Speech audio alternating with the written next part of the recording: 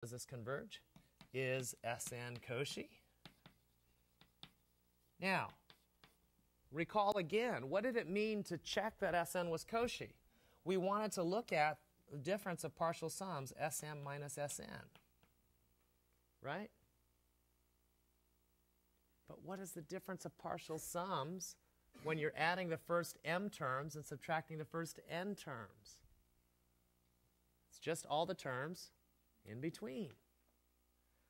Oh, so for a series, checking the Cauchy criterion amounts to just checking a bunch of tails of things. So this, in this case, was something like if m is bigger than n, then this is going to be an plus 1 plus dot, dot, dot through am. Or actually, maybe it starts at an plus 1 through am.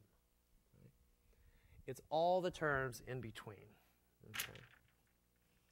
And we saw that in this case, at least, we could show. So last time, we showed, in fact, that if you take s sub 2n minus s sub n, that you could always get this thing to be bigger than a half. And therefore, this thing is not Cauchy, especially if you took epsilon less than a half. Okay? There's no point in the sequence beyond which all the terms are close, because you could always find a number and a sequence element and something twice as far out whose difference is bigger than a half. So this sequence is not Cauchy and does not converge. And this is the general criterion. So this is what we call the Cauchy criterion for series.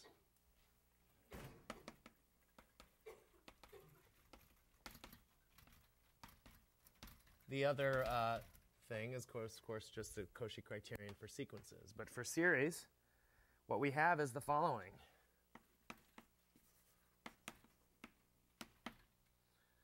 A series A sub n converges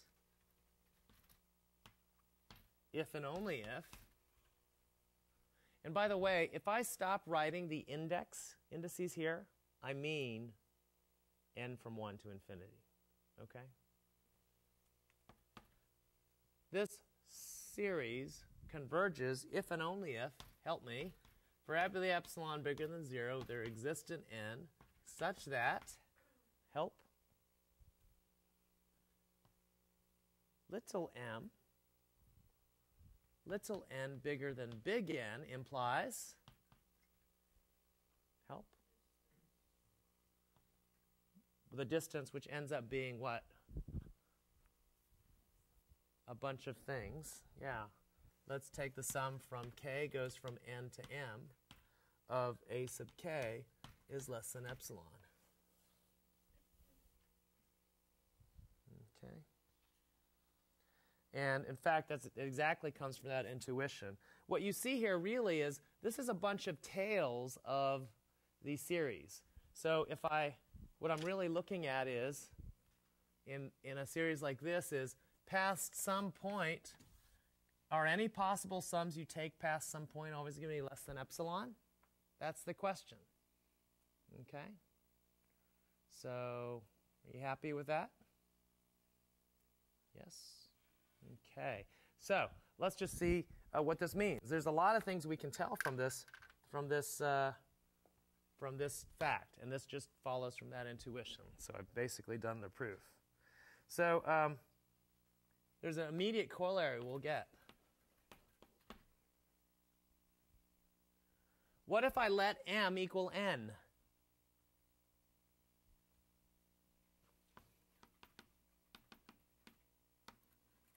What corollary, what can I say? If I let m equal n, then if a series converges, this implies that what? If I choose m and n to be the same, the terms have to go to 0. Because the terms for any epsilon, there's some point in the sequence beyond which all the terms are smaller than epsilon. So this means that the limit of the a sub n's is 0. So the terms go to 0. This is sometimes called the term test for convergence. Okay? Now, the converse is not true, right? And it's not implied by this theorem either, right? Because this is saying if it converges, this has to be true for all possible m and n, bigger than big N, right? But why is the converse false? Can you see an example? Harmonic series. But we see the very familiar term test as a way of, you know that if the terms don't go to 0, the series can't converge. Jenny, Drew first and then Jenny. Yes, well, we're all in here. We're always talking about real numbers because we're talking about adding elements of this space. Oh, yes, that's right. Yeah, we're talking about real numbers. Yes, not subsets of real numbers. Okay, so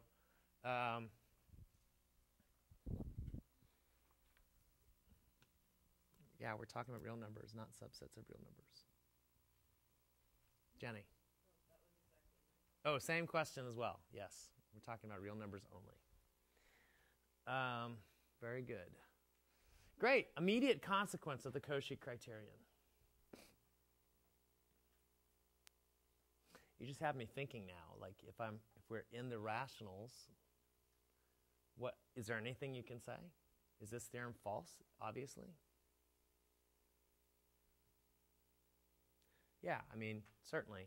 If you take that series, the very first one, which converges to pi squared over 6, which is not rational, another theorem probably you have to prove, but that would be an example where this series does not converge in the rationals.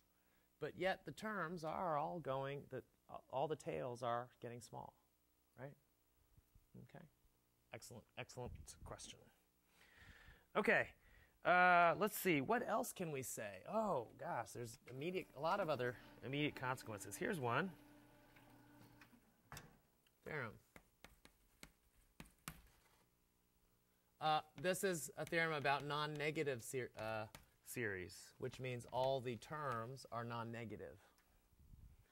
If a sub n is bigger than 0, then, well, I claim convergence of a sub n converges if and only if the partial sums are bounded. Can anybody see why?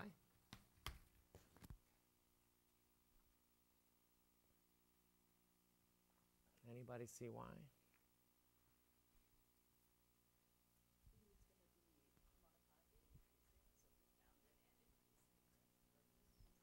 Okay, excellent. So if a sub n is bigger than 0, all the terms are bigger than 0, would you agree the partial sums are increasing monotonically? And we know from the theorem last time that monotonic bounded sequences must converge. Okay. Proof. If a n is bigger than 0, the partial sums are monotone, increasing.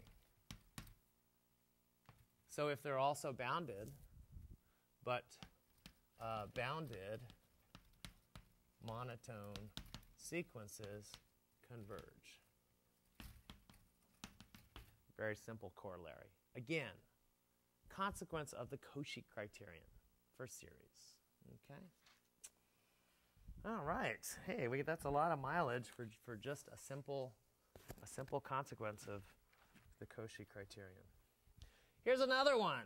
Oh, this one's great. What's another theorem that you've learned from calculus to help you decide whether a series converges? Well, let's see. You give me some series, and maybe I don't know anything about it, but maybe I know something about another series. What do you often try to do when you have a series you know something about and a series you don't? Compare them.